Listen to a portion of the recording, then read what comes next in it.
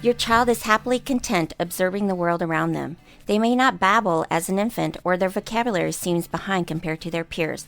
When is it not normal? What are the milestones for speech development in your kids? Are there differences between boys and girls? I'm Holly Gangworth, speech language pathologist from Kids Therapy Associates, and this is Parent Savers episode 30. Faster than a speeding toddler. Sit still for just a minute. Can soothe boo-boos with a gentle kiss. Would you get down from there? Able to clean poopy bottoms in a single swipe. Oh, what did you eat? Turning frazzled mommies and daddies into pro-creators of peace and harmony. Ah, quit touching me. It's Parent Savers, empowering new parents everywhere. Welcome to Parent Savers, broadcasting from the Birth Education Center of San Diego. I am your host, Casey Wilt. Parent Savers is all about helping new parents from the baby years to the toddler years. So download the free app, sign up for the free newsletter, like us on Facebook, send us an email, or call our hotline. This is your show. We want you to be involved. We have amazing experts at our fingertips, so shoot us a line and we'll get your questions answered. We also have a new option of joining our Parent Savers Club, and it's where you can download the archived episodes and get exclusive content and so much more. So I am a new parent myself. My son Carson is almost 23 months old. He's almost the twos. I've said it in a couple episodes before. I don't know when I'm going to start saying months to twos. Was it an easy transition, Sunny? Yeah, actually, I don't even think I made it to 2 years. You I think I say almost two. Yeah. So I guess he's a year and a half, almost two. And I'm joined by two new parents in the studio. Hi, everyone. My name is Sunny Galt, and I am the host and producer of our sister show, Preggy Pals, which is all about pregnancy. I'm 34 years old. I have 2 children. Both are boys. One is about 6 months old, and another one is 2 years old. And I really need this episode because he is a bit behind in the speech area, and I have lots of questions for you. Hi, I'm Jen Long. I'm 32. I'm a stay-at-home mom. I have one little girl. She's 9 months old, and I'm actually looking forward to this because she is quite the babbler, and I'd like to see what's coming next. Our kids should get together and maybe rub off on each other. That would be good. Not literally. Before we begin today's show, here's John O'Reilly to tell us about some great apps for new parents. Hey Parent Savers, I'm John O'Reilly, founder of FamilyFriendlyVideoGames.com, and I'm here to talk about helpful apps for new parents.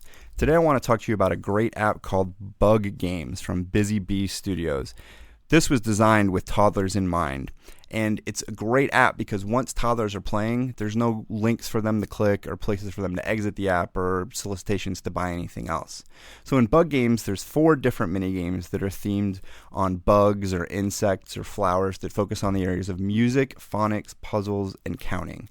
Our family's favorite is the music one, where the little bugs line up and they'll sing a song like London Bridge or Hot Cross Buns, and they can either sing the whole song or kids can tap them one at a time and they'll sing like Hot Cross Buns, Hot Cross Buns. And if you don't know those songs by heart, you definitely will after your kids play Bug Games a little bit. It's a great app for toddlers. Bug Games is 99 cents. You can check it out and find a link to download it on this week's episode page on parentsavers.com. And make sure to listen to more episodes of Parent Savers for more great app recommendations for new parents. Today on Parent Savers, we have Holly Gangworth, speech language pathologist with Kids Therapy Associates, and she's helping us learn about the normal development of speech with our babies and when we need to be concerned. So, Holly, what is the difference between speech and language development? Okay, that's a really common question that a lot of parents have, but basically speech is just the motor aspect of the verbal. It's kind of like the verbal means of communicating. When we think about speech, we think about articulation, and then we also look at the voice quality as well as fluency. When we think about language development, that encompasses, what words mean. Are they understanding the vocabulary? Are they able to put words together? And then are they able to use the language in social situations, which we often refer to as pragmatics? So it's kind of like they may understand, they may be able to repeat what you say, but do they understand it? Exactly. And that would be the language development aspect. A lot of kids especially from like birth to 6 months, you're going to have some language development kind of milestones, but more so the speech aspect of it. That's when they're going to really kind of explore their babbling and kind of figuring out how their mouth moves and what sounds come out. I have some questions when it comes to milestones because, as I mentioned in the intro, I have a 2-year-old who isn't quite just 2. I guess he's 2 in a few months. I haven't actually done the math. It's still a little early in the morning for me to do that. But I started realizing at about 18 months when I took him in to see the pediatrician, at least, for my pediatrician, there's a form that they give you and they ask you all these different types of questions. And one of which was, how many words can your baby say? And I'm going through and I'm counting. I'm going, I can't even get to 5, and they're telling me I have to have 15 or 20 or whatever it was. And so in talking to the pediatrician, they recommended that my son go see someone that was related to speech. I'm not sure if it was a pathologist or what the terminology was, but I did go in. I brought my son. They examined him. It was a very comfortable kind of environment. And they really just, they wanted him to play with toys, and they were interacting with him that way. It wasn't like, I don't know, I guess I had these images of, them. Flashcards. And... Yeah, or just it would be more strict or something. But they basically said he really, according to their observation, there wasn't any major problems. It was just, he is a boy. I'm thinking, okay, is it because he's a boy? He's a little, later to learn. Okay, but fast forward, that was about at 18 months. Now, let's just say, he's 2 years old in a few months. Okay, so whatever, 27, 28 months. I guess he's learning more, and we're seeing improvement day after day, but he's still way behind. I did not get him on any kind of therapy or anything like that. I was pregnant at the time. I just kind of thought it would just work itself out. And I'm still kind of feeling that, but I guess, at what point should we be concerned with what our child is learning? Can we talk more about those milestones? Absolutely. If we can kind of start back to like even at between like birth to 3 months. Yeah. We actually, there's a lot of precursors to language development that occur. When you're breastfeeding your infant, are they able to kind of look at you a little bit? Are they, noticing your voice turning towards the sound? Are they cooing? And these sounds aren't obviously made purposefully, but yet they're vocalizing. But closer to like 3 to 4 months, that definitely should be more apparent in terms of their kind of expressive abilities. And at that point, that's when we get a great reciprocal smile sometimes when you're feeding them or when you're bonding with them. Are they able to kind of, pay attention to music, or even, notice that some of the toys rattles make noise if they move it. So at 4 to 6 months, we would really like to have these little infants start babbling. And that's when you're going to start hearing that B, the P's, the D sounds come out in a repetitive babble. And then closer to between like 7 to 12 months, you're going to hear them kind of explode, I think, as... Oh, yeah. It's insane. So that's great, because we want these infants to really start exploring with sounds, and you should be hearing the different consonant sounds being kind of pushed together with different vowel combinations as well. And we call that variegated babbling, where it sounds like that, like that. So down the hallway. So if your child isn't cooing at 4 months old, is that too early to like talk to somebody, or just wait? No, it would be a concern. I would address it with the pediatrician. And also the other concern would be if you're not hearing different kind of tones in your child's cries or infant's cries at that point, I would also address that as well. Different tones. So give me an example of that. So like you hear one tone, but you don't hear another? Well, a lot of times when infants cry, they're going to have different kind of cries. And the parent can generally tell if it's like a hunger cry, or if it's like change my pants cry, or just like, I just don't feel good. I just want to be either put down or picked up or whatnot. So you should kind of hear and those different tones in the cries. And if it's very difficult for you, or the baby's not even really crying all that much, that's a concern. I would definitely address that with the pediatrician. It could be like a hearing concern or something else, something greater. So I never thought about the cries being a precursor to speech and language development. definitely it is. It is like, even when they're doing the cries as well as doing the coos, are they cooing and kind of gurgling, and they find that it's not rewarding so much, but like, are they getting a response from the parent, that's holding them when they're doing that? How much of that is a speech issue as opposed to a hearing issue? Because couldn't they have a hearing problem and just not be able to distinguish? Absolutely, and that would be the first sign. That's why it's important then to consult your pediatrician. Okay. A lot of times they have the newborn hearing screenings at about 2 weeks, I think, or right after birth. Remember that now. Right. But if you're finding that at 3 months you're not seeing much of the cooing, or the baby's just really, really quiet and the cries aren't differentiated, then definitely go back to the pediatrician and perhaps check into the hearing aspect of it. Yeah, I have a girlfriend, her child passed all the tests when she was little, no big deal. And then probably around 2, they realized all this stuff, and she was deaf. She had, and so she may have heard it when she was little, but something happened that Right. I want to touch back on the milestones. So after 12 months, my child's almost 2. What does that look like from 12 to 15 months or 15 to 24 months of like putting sentences together? We were hanging out with his little buddy the other day, and his little buddy can speak in full, thoughtful questions, answers. Yeah. And yet, my son's still saying one word here, putting 2 or 3 words. How does that look? So within like the 12 to 24 month period, I mean, that's kind of what we call a big explosion, vocabulary explosion time frame, because of the fact that especially between like 15 to 18 months, that's when usually it connects with a lot of toddlers, that everything has a label, and what you're saying has more meaning to it.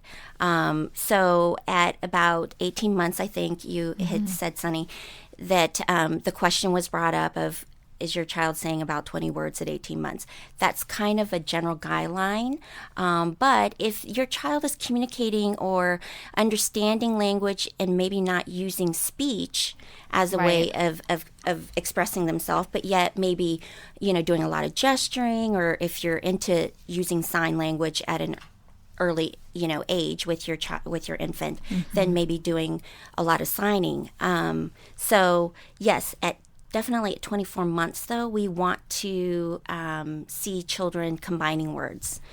2 to 3 words. Yeah, and with my son, he would listen and he would do what you told him to do, but he just wasn't verbalizing really anything. And at about 2 years, I mean, it really wasn't even point and grunt. It was more, he's just a very independent kid. And so he would just kind of do his own thing, And if you told him to do something, you knew he understood.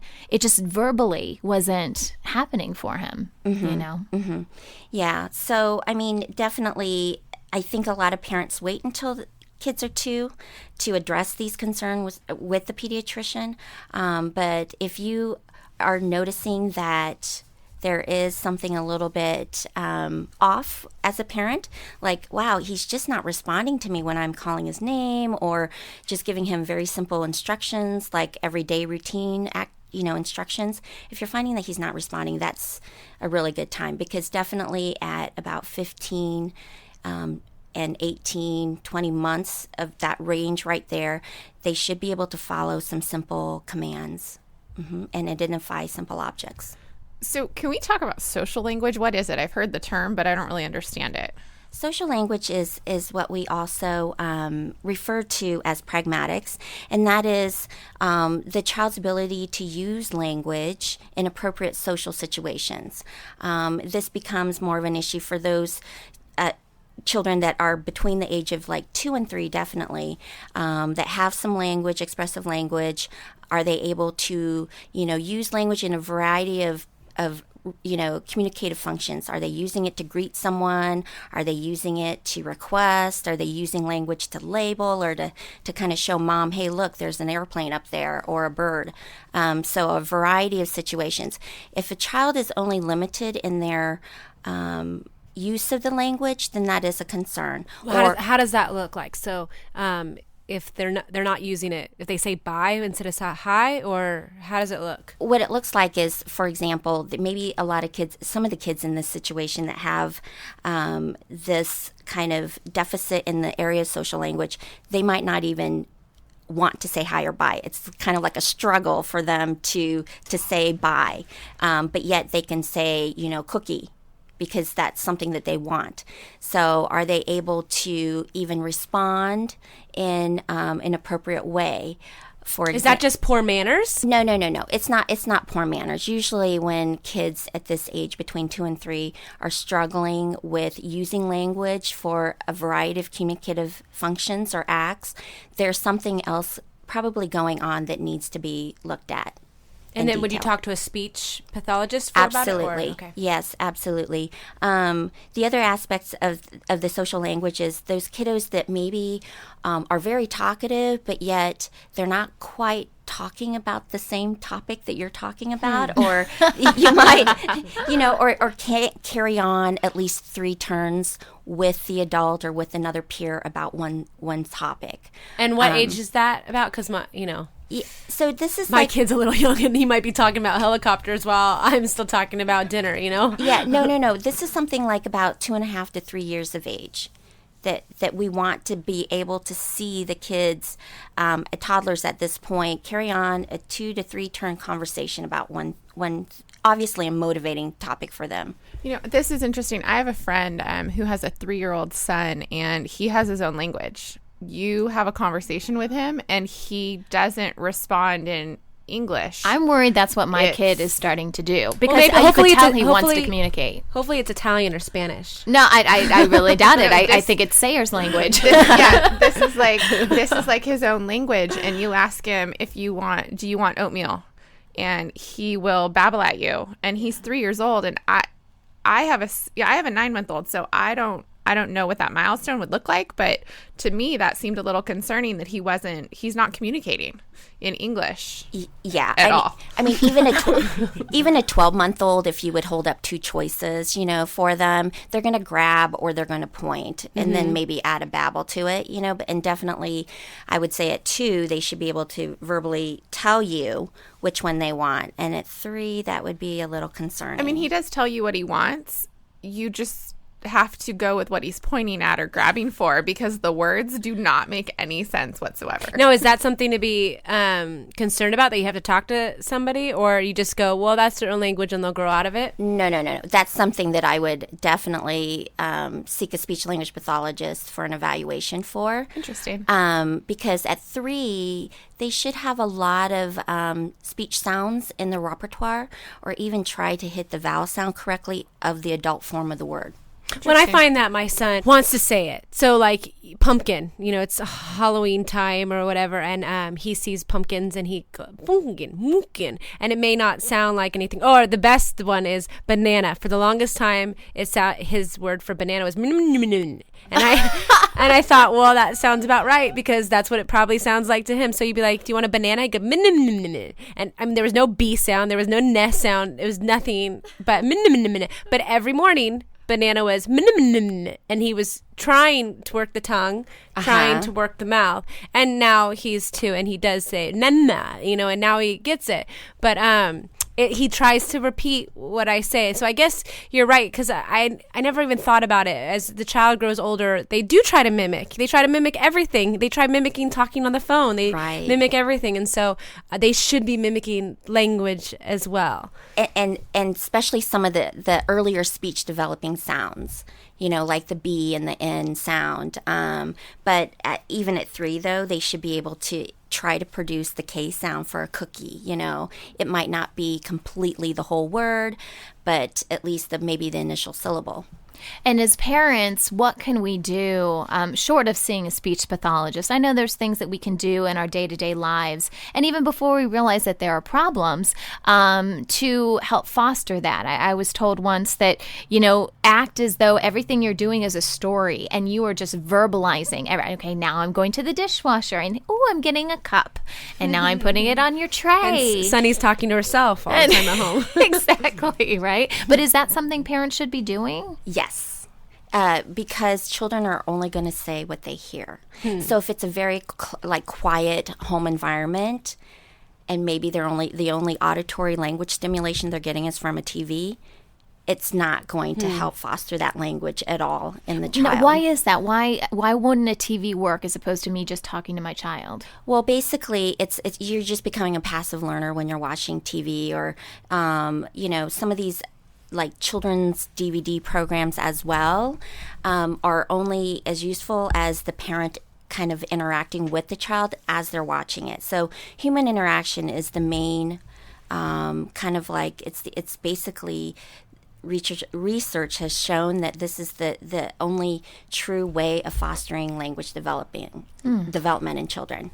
Well, it's funny you said that. I used to, we wanted to raise our child in a multi-language area, Cultural. and it hasn't happened yet. And so we live in a place where English is the main language. But I actually, somehow in my subconscious, I was like, well, if I don't speak to him at all, then therefore he can learn Spanish at one point, because I wanted him to be around Spanish-speaking people, but we weren't. So I was like, well, and subconsciously, I totally was like, I'm not talking to you because you're not learning English. You're going to learn English and Spanish. Therefore, together. he's now mute. And I know.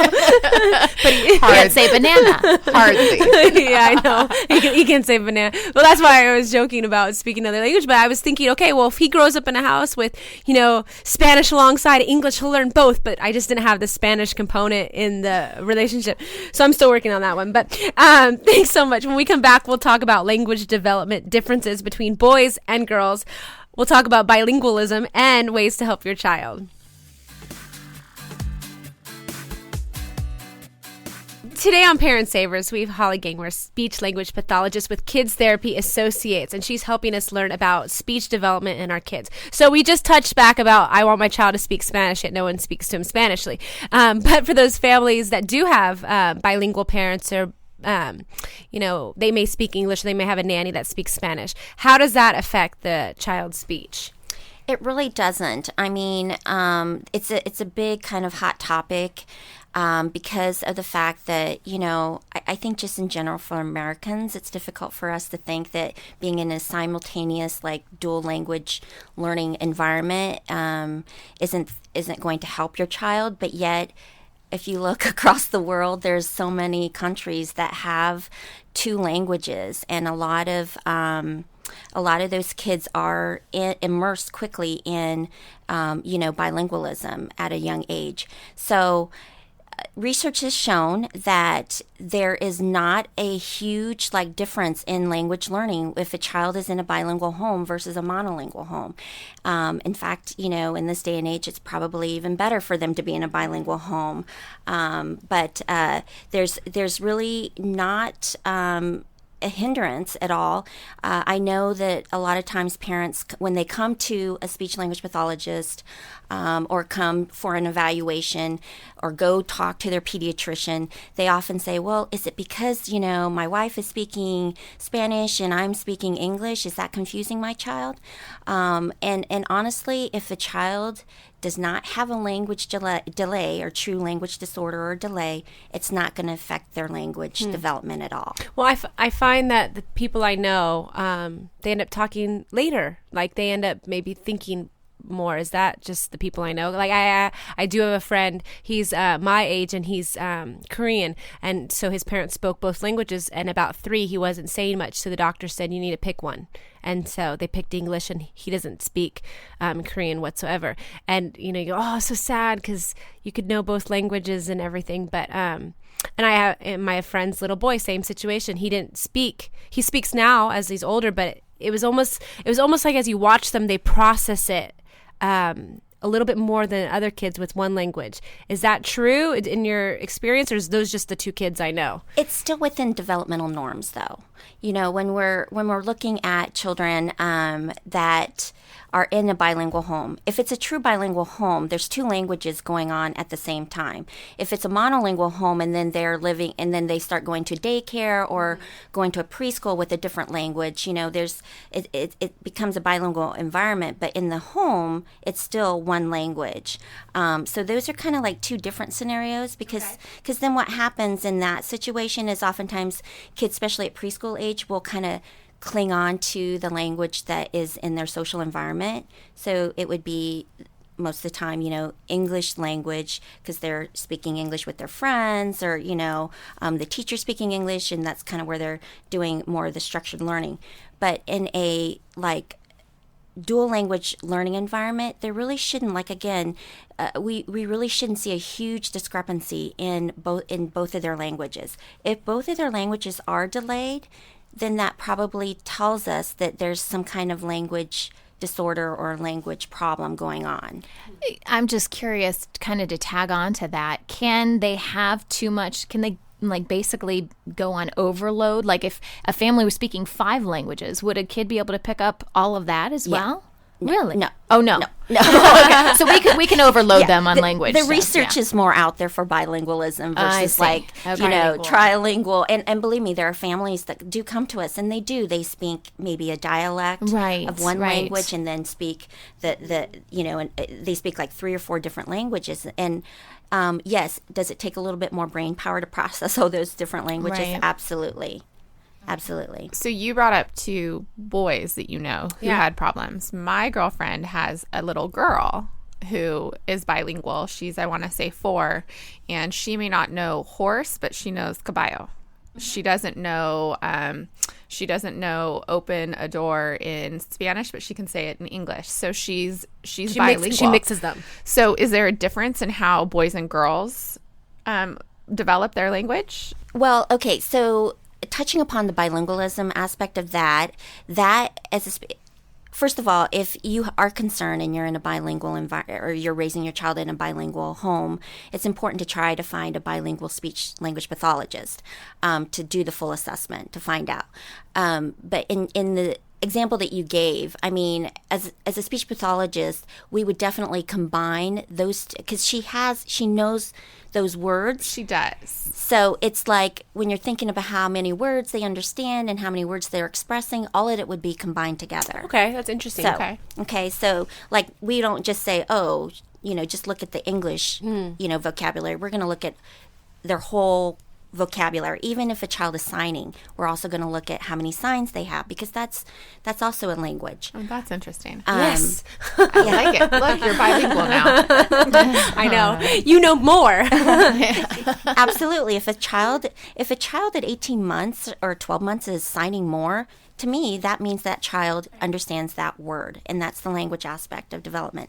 But going back on the question about boys versus girls, there's a lot of research, yes, and statistically, it's about 2 to 1, 3 to 1 that boys are identified with language disorder or delay more so than girls. Let's talk about pacifiers because this is something that has affected my 2-year-old very much. From day 2, the only way I could get him to quit crying was to give him a binky, and he has pretty much kept this binky in his mouth for 2 years. I can't even tell you how much money I've spent on lost binkies. Once he hit 2 years old and we started, seeing some speech issues, it's kind of like a little light bulb went off and we're like, okay, we need to be talking to him more and he needs to have the opportunity to talk back to us in a good way. We never want your kids to talk back, but to, really understand us and to communicate with us, right? And so we started limiting the binky usage, and I think we are seeing, some improvement with that. Now he only has it if he's sick or if he's sleeping. And that's it. What information is out there regarding the use of pacifiers and how that impacts speech development? Well, there's a lot of research out there that suggests that pacifier use and also, obviously bottle use over the age of 12 months can affect obviously your dentition. And also, there's some research out there that it could possibly increase the risk of ear infections. So, with that being said, with those two, anatomical issues of either having chronic ear infections or having any type of dentition problems, it's going to affect the speech development. As far as straight research in terms of pacifier use and speech articulation, the verdict is still out there. It's still very unclear. There's research supporting kind of like both sides a little bit right now. But personally, my suggestion is that pacifiers, just like bottles, should end at about 12 months, period. And I know it's hard, especially if you go past that 12-month period, then it becomes a huge struggle. Well, when they start asking for it and yes. having or look hissy for fits, it, or yes. hide them, and yes. they know exactly where it is, but you don't. Yeah, we should have an episode on that, how to get rid of the pacifier. I have some good ideas, actually. But you hit upon something that's very important, and that is opportunities to speak. So if the child is running around with a pacifier, especially at age, 18 months to 24 months, in the mouth, it's going to create an open mouth posture, for one. So this kind of open mouth posture is something that they feel is normal because the pacifier is always in there.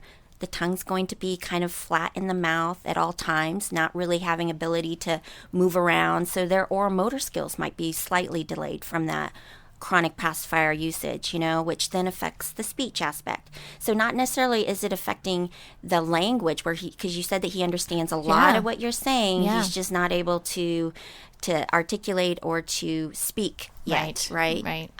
Like his same age peers. Right. So yeah, pacifier use is a hot topic. I bet it is. No one wants to get rid of it, but at the same time they do. So what can we do at a younger age to help our kids speak better as they get older? Well, like I said, the kids are only going to say what they hear. So, and when I say that, I mean that from like a familiar person and a live human, because of the fact that they're not then in a passive learning mode. It's more of an interactive type of situation. So kids can learn, obviously, words quickly from flashcards, but they're only associating that word with that picture. So in order for that child to truly understand and know that word, they need to use it in different social situations as well as like repetition of that social situation. Repeating kind of like the content word or the actual objects of names at an early age is important. Reading is very important at an early age. If you have opportunities to do play groups with other kids, it's important because that peer development and kind of like that peer modeling is important for kids, especially learning language. Sometimes they pick up words that you don't want them to learn. But the other thing is that doing a lot of, at a younger age, a lot of sound play with them. So, you were saying that you have a 9-month-old that just kind of babbles up a storm. Oh, yeah. So you can babble with her and then change some of that babbling and see if she'll imitate it back. We found that when we say no, she looks at us and grunts, but you can tell that it's different than her normal grunt. Right. So she's starting to try to imitate, and that's pretty good at 9 months. Because Jen grunts at her too. She's like, no. Well, okay, so along those lines, though, I have heard that doing baby talk back to your child is not good when it comes to speech development. Is that true? Oh, yeah, no. Yeah, don't do that. Don't do that. Okay. You want to, and if you know what your child's trying to say, you want to repeat it back in the adult form. Right. I know. You find people say, "Oh, well, she calls her blanket meh, meh, meh," whatever, and so they call the blanket meh, meh, meh, because. But I was like, I always thought, no, call it blanket. They will eventually. Absolutely. Say it. It's not their nickname for the blanket. They just can't say the proper name. It's like we don't call pacifier a passy or a binky most times. When she wants, she'll be grabbing for it, and I'll look at her and I'll say, "Do you want your pacifier?" Because I try not to use the like shortened version, like binky. But even if you use the shortened version for it, and then she copied the short, at least it's a word. But I mean, but I mean that's just an example. Yeah. We do it with other things too. Thanks to Holly from Kids Therapy Associates for helping us learn about speech development. If you want more information, go to today's show on our episodes page on our website or visit kidstherapyassociates.com. We have a comment from one of our listeners. Her name is Sabrina, and she's calling from Houston, Texas. And she writes, "My husband and I really appreciate your episode on play dates. We have 2 children and have yet to join any playgroups, simply because we didn't know what to expect, and we weren't sure how to find playgroups in our area. Thanks for giving us the tools we needed to get started." Well, thank you so much, Sabrina, for writing in. That wraps up today's episode. We'd love to hear from you. If you have a question for our expert about today's show or the topics we discussed, call the Parent Savers hotline at 619-866-4775 or send us an email through our website, parentsavers.com, or Facebook page, and we'll answer your question in an upcoming episode.